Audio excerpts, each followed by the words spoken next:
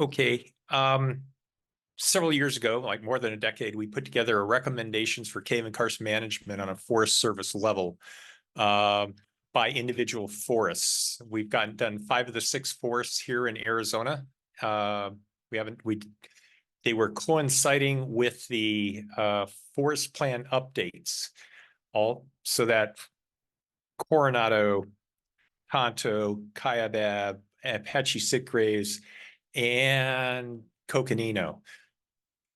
Conspicuously left out of that was the Prescott National Forest. Why? Because their forest plan was completed and there were things being appealed, and the word cave was not in the forest plan. And the things that were being appealed and beating up on their forest plan was the Sierra Club, Center of Biological Diversity, Hunters. Okay, so I let the sleeping dog lie. So we only have 5 of this. What we've done is that on a forest level, are you seeing this okay from the people online? Please say yes. Okay. No news is new news. So. I'm seeing the title slide. That's it. Right. Okay. Thank you. So in 2022 and 2023, Colorado Cave Survey was working with the White River National Forest in Colorado. They're in Region 2. All of the caves in Region 2 are closed. You have to get authorization to go in them. There's 2 online ways to do that. They've got 2 online things. One's for White River National Forest. One's for all the other forests in Region 2. The cavers want to work with the forest in several times, and we found that the cavers in Colorado, some of them get along and some of them don't. And that's been going on for decades. So anyway, the head of the Colorado Cave Survey, Rob McFarland, and Jen, however you pronounce her last name, begins with C. It's really neat.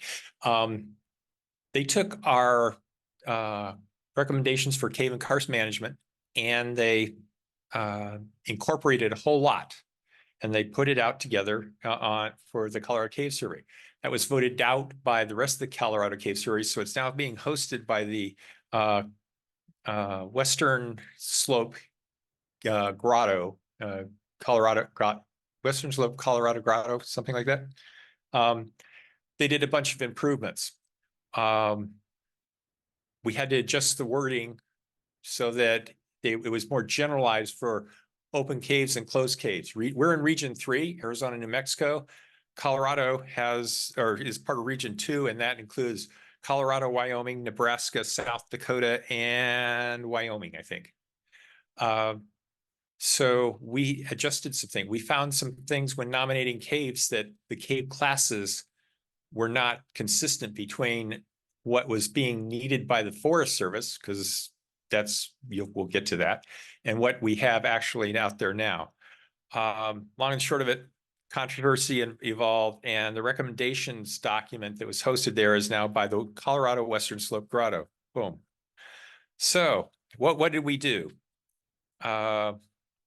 We updated and changed the National Forest cave classes, and we'll get into that. We changed the word permit to authorized entry.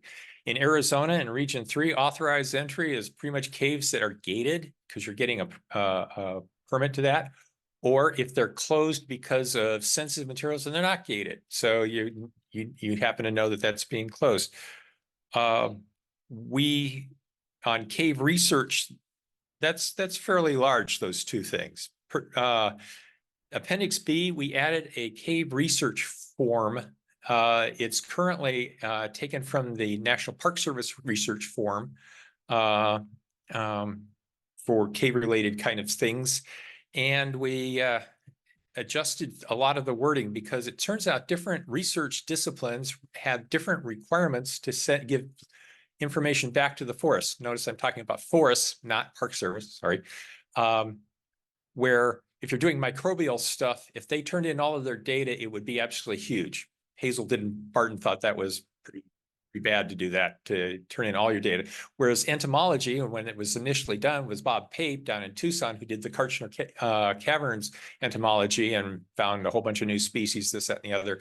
And he turns in almost everything because they need that, and it's a different setup of that for what you're turning in. The bibliography was incorporated into the document. It's 3 pages long now. It includes Forest Service documents, British Columbia, their karst management is light years ahead of large parts of our forest, our management. Got 2 visitors out in the back. If somebody could say hello to them. I don't know. They just walked back. Maybe we got late people. Thanks, David. Maybe they're just looking for the restroom. Okay. Because the water's still off, everyone. So let's see. We've added a cave inventory form that is used really good for the inventorying of caves so that we have a baseline, and now we can go out and be the eyes and ears and boots on the ground for, are there bats there? Is there litter there? Is there new graffiti there? Is things been broken? Has been vandalized? That turned out to be the case up in Tonto National Forest for Ebony Cave. We softened some of the wording of wills to become shoulds and cans, because this is a recommendation document versus the Forest Service will do this. This was taken from Coronado Forest, who actually changed some of my wills, my cans and shoulds to wills, because he wanted to incorporate into Coronado National Forest as a recommendation document. It has to be backed up in there. The controversy was the Forest Service at the Washington level did not authorize these documents, even though they've been out 10 years. They got upset. They didn't sanction them. So we pulled them offline. I was the government liaison for the NSS for 3 years. I stepped back from that at the end of June and had pulled down all of these documents. Now that I'm not the liaison, we've put them back up. They are on the CAG website. So those are the documents that are currently out there. And all of these pictures, by the way, are non-threatened caves. For example, the upper left, that's Pepper Sauce. Apache Sitgraves is in the second one down. It's, do I have a Apache Sitgraves? Back up. I have no idea how to back up. Okay, those are the documents. Moving right along. We have 5 classes now. Directed access caves. There's several forests that have directed access caves. Lava River Cave would be an example. Pepper Sauce on Coronado.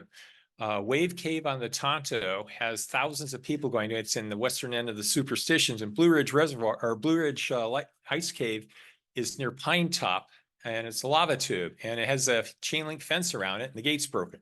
So that's other. So that's class 1. Class 2 is the non-active management thing, and that's the vast majority of the caves out there. We don't want to cause extra work for the force. They're ungated and primarily known by the people in this room and all our nearby neighbors. Active management caves can be either, for example, Pepper Sauce would be an active management because it's there, or Lava River because they're actually cleaning up things. I went back to class 1, but a lot of active management things are gates, or they've got sensitive things like they're closed because of bats.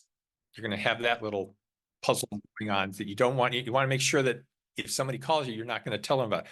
Class 4 is closed and restricted access caves, and there needs to be a class that we don't know about. Land managers in the forest need to have that capability to say, hey, this is active management because something's going on. A road's going through. Roads being pioneered, they ran into a cave. That happened on Interstate 260. HM Cave would be an example. It's now closed because the road went, the widening of Highway 260 went right over the top of the cave several years ago. And then the last class is new or extremely sensitive things, whether it's T&E species, or it's got places where you can't walk without destroying stuff, or insert your sensitivity level. Cultural material would be a good choice item. And then newly discovered caves we found something. we don't know what's in there. The default is it's managed as significant until it's determined that it's not. And at this point, I'm not finding many that are being found that are not listed as significant. So I want to hit that.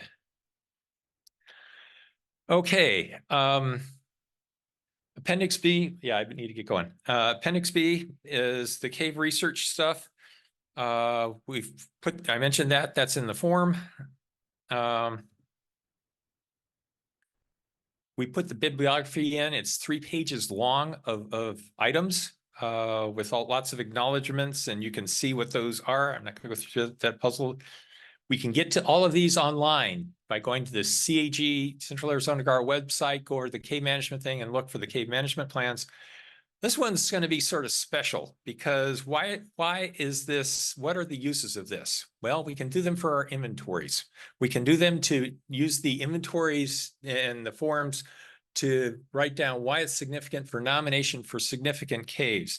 And I've got 3 of the forests up there, Apache Sitgraves, Coconino, and Tonto.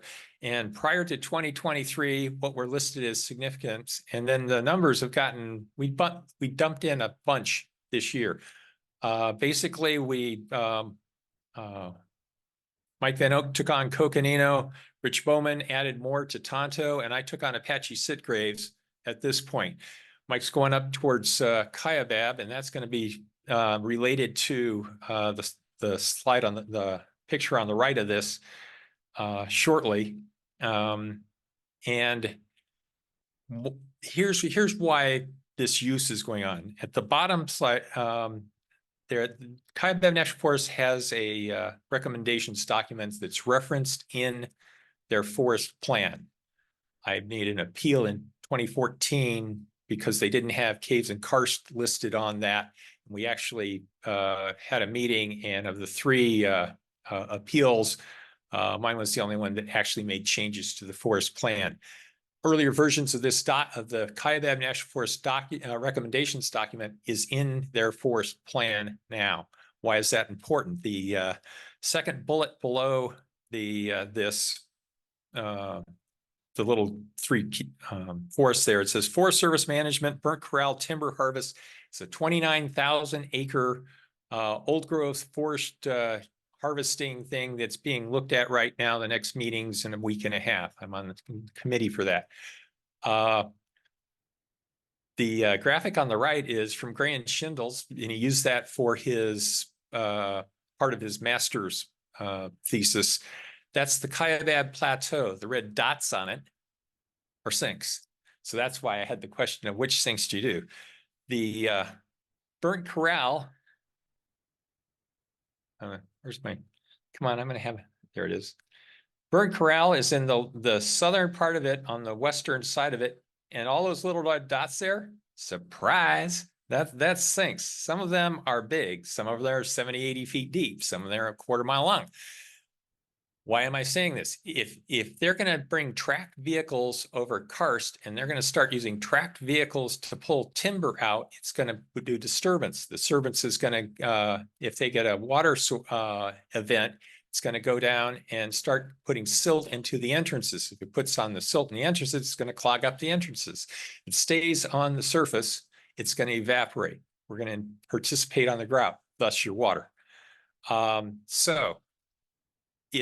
Appendix J in this document is on surface management, including timber, grazing, and non-hard surface roads that they're going to be lying through there. And there's guidelines in there that's been accepted as the forest plan to try and not do unnecessary disturbance on the surface. Timber harvesting, a lot of people that want to take care of the spotted owls and the timber and that all stuff. Those are covered by other conservation agencies. Okay, I got 2 minutes left. Oh, I just hit the wrong stop share. What did I hit? I hit the wrong one. You break it, you die. Right. Okay, that's it. So I'm on to questions, and I have a minute for questions and things. Going once, going twice. Okay, these all can be online. The last remaining thing I have to say is that Besides this, it's been forwarded to the Bureau of Reclamation for completely off the forest stuff as guidelines for over there. It's California. They have caves over there going on that. And it's been sent off to White River's done that. So we're in that state, and back in West Virginia, Monongahela National Forest, their caves are closed, same permitting requirement that are hardly ever offered. So this is spreading, it's being updated. Thank you for your time, and see me at lunch for questions. We're out of time. Okay, 3, 2, 1. Oh, I had 12 seconds to spare.